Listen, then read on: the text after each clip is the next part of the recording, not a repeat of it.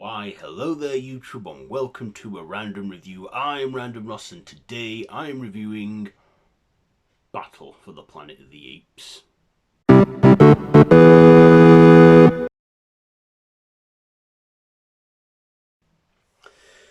So this is written by Paul Dem and is directed again by J. Lee Thompson, starring Roddy McDowell, Claude Atkins, Natalie Trundy, I think. Severn Dadron or something, Law, Erie, Paul Williams and John Huston. And Austin Stoker. So this is the final chapter in the original Planet of the Apes franchise, the original 5 films, where we first go into the far future, like hundreds of years into the future, where the lawgiver is telling the story of Cesar in the documented scrolls, and we then go back to 12 years after the events of Conquest of the Planet of the Apes, so I believe it's 2003, where, in that time a war is broken out. The apes and some of the humans came out victorious, with some of the remaining, ape haters now living as mutants.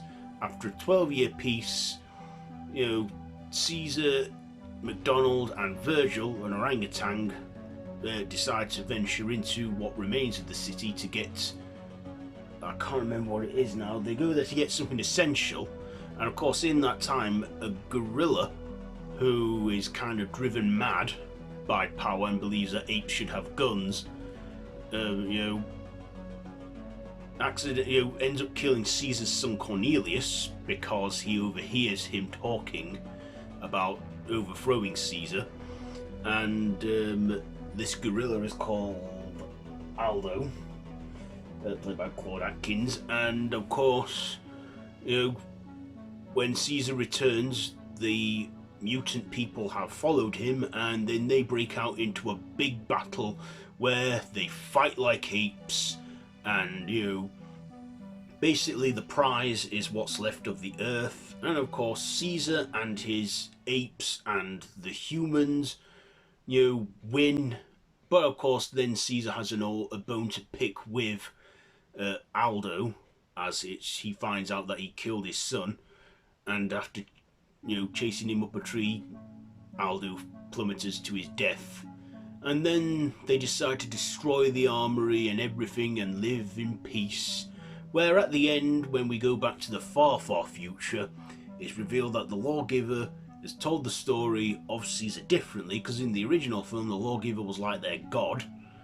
But in this, it's revealed that Caesar had changed the future and made humans and apes equal.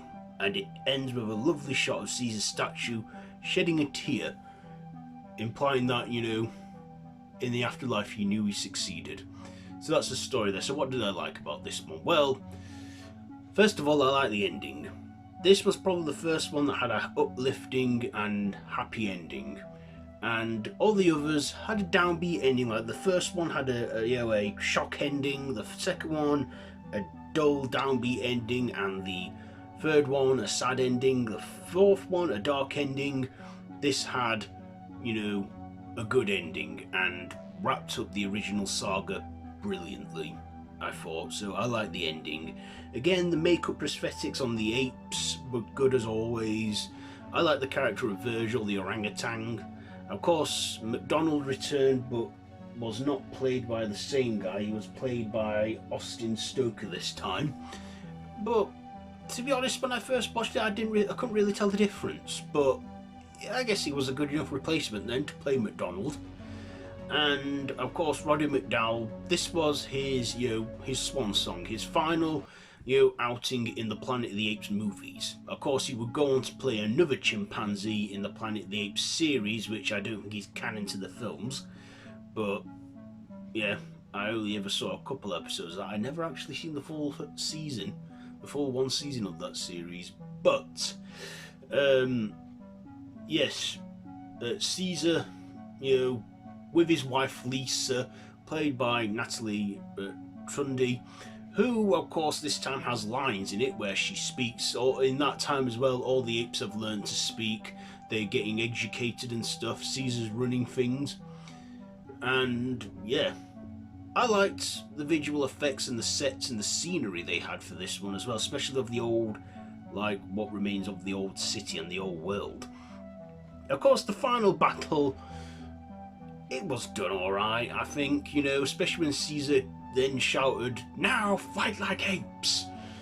I thought that was a good finale, even though it was a bit tacky and a bit cheesy, a bit dull, as you can see people are all in like one confined like sort of area where they're fighting.